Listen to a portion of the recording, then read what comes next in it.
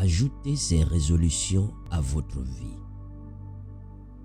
Premièrement, je me calme et j'agis selon la parole au lieu de réagir sur le coup des émotions. Éphésiens 4, 26. Si vous vous mettez en colère, ne péchez pas, que votre colère s'apaise avant le coucher du soleil. Au lieu de réagir sur la colère ou la blessure de l'instant et dire ou faire des choses que je regretterai plus tard, je me tais. Je me retire avant que la dispute n'aille trop loin et je prie. Cela me permettra de me calmer.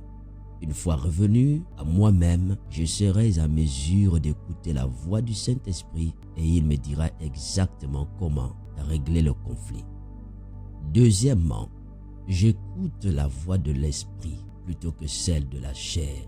Romains 8, 12. Ainsi donc, frères, nous ne sommes pas redevables à la chair pour vivre selon la chair. Résolution. J'ignore la voix du découragement, de la peur, du doute, de la fatigue. La chair aime vivre dans la faiblesse, mais mon esprit est toujours en bonne forme. Il voit toujours le bon côté des choses. Alors je résiste aux voix négatives et j'écoute que la voix positive en moi, celle de mon esprit. Troisièmement, je ne me cache plus derrière des excuses. Deutéronome 30, 11. Le commandement que je te prescris aujourd'hui n'est certainement pas au-dessus de tes forces, ni hors de ta portée. Résolution, j'assume mes responsabilités et je n'accuse plus les autres pour mes manquements. J'arrête de justifier mes mauvais comportements. Il n'y a pas d'excuse pour le mal. Me justifier en permanence me garde dans la médiocrité et m'empêche de faire du progrès. Je chasse le oui-mais de ma vie. Quatrièmement, je prie et lis ma Bible tous les jours.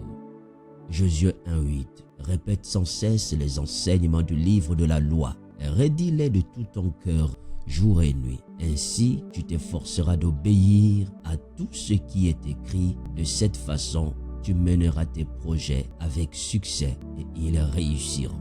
Résolution. Je prends au sérieux ma relation avec Dieu. Je me discipline quotidiennement. La lecture et la méditation de la parole de Dieu deviennent mes priorités. Un chrétien qui n'est pas rempli de la parole et de l'Esprit de Dieu est un chrétien faible et complètement charnel. J'ai été faible assez longtemps, toutes mes années. Ces années prochaines sont les années de ma puissance et de ma manifestation. 6. Je laisse le passé à sa place dans le passé. Ésaïe 43, 18. Le Seigneur déclare maintenant, ne pensez plus au passé, ne vous préoccupez plus de ce qui est derrière vous. Résolution. Ce qui est arrivé est arrivé. Je ne peux rien y faire. J'ai mal agi et je le regrette. On m'a fait du mal et j'en ai souffert. Mais je refuse de continuer à vivre dans un cycle de souffrance éternelle. Je tourne le dos au passé. Je ne peux pas le modifier, alors ça ne sert à rien d'y penser. En revanche, je peux changer mon présent et mon avenir, alors je me concentre sur l'avant. 7. Ce que je dis, je le fais.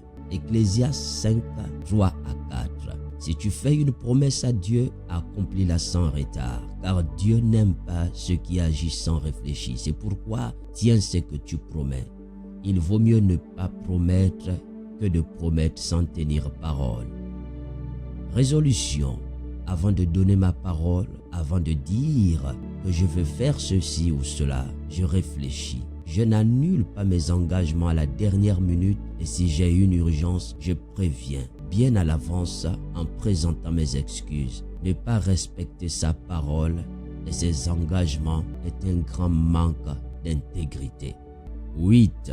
Je bénis le Seigneur et sa maison avec mes finances. Matthieu 3, 10. Apportez donc réellement le 10e de vos biens dans la salle du trésor pour qu'il y ait toujours de la nourriture dans le temple. Je l'affirme, moi le Seigneur de l'univers, vous pouvez vérifier que je dis la vérité. Vous verrez alors que j'ouvrirai pour vous les réservoirs d'eau du ciel et que je vous couvrirai de bienfaits abondants. Résolution.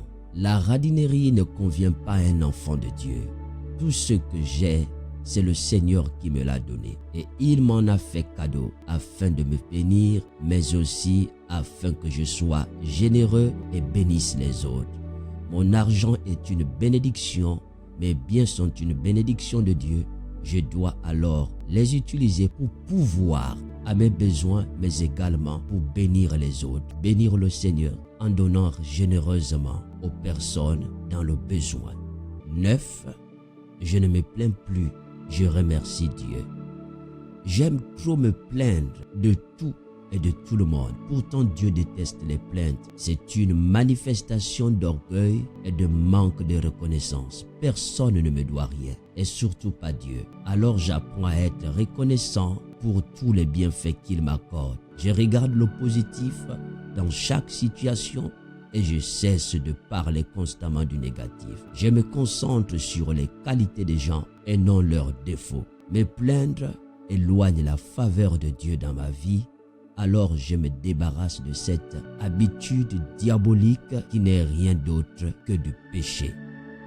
10. Je vais jusqu'au bout de ce que j'entreprends. 2 Timothée 4, 7. J'ai combattu le bon combat, j'ai terminé la course, j'ai gardé la foi.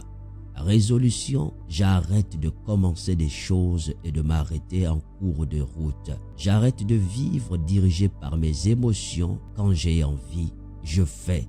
Quand j'ai plus envie, je ne fais plus. Je ne bâtirai plus jamais rien avec ce style de vie. Je suis adulte et responsable, non plus un enfant. Ce que je dois faire pour obtenir les résultats attendus de moi, je le fais sans consulter ma chair et mes émotions. 11. Je commence à écouter Dieu et à rechercher sa volonté. Jérémie 33, verset 3. Invoque-moi et je te répondrai. Je te révélerai de grandes choses et des choses secrètes que tu ne connais pas.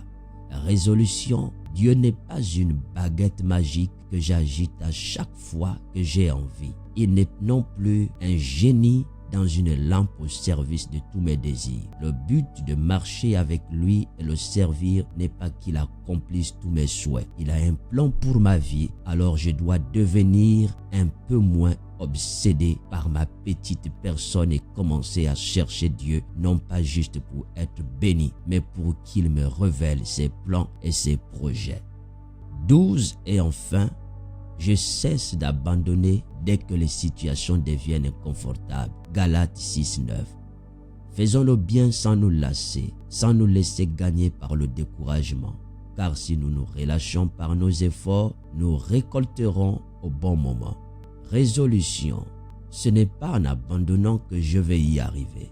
Même si c'est dur, abandonner ne va pas faciliter les choses. Je ne vais plus être instable, ne rien terminer, tout remettre en question dès qu'une difficulté survient. Je deviens assez fort pour supporter les pressions extérieures et intérieures de la vie. Amen. Que le Seigneur vous bénisse. C'était le programme encouragement du jour. Ulrich Venga était avec vous. Quelques résolutions à ajouter à votre vie. Shalom, shalom. N'oubliez pas de partager ce programme.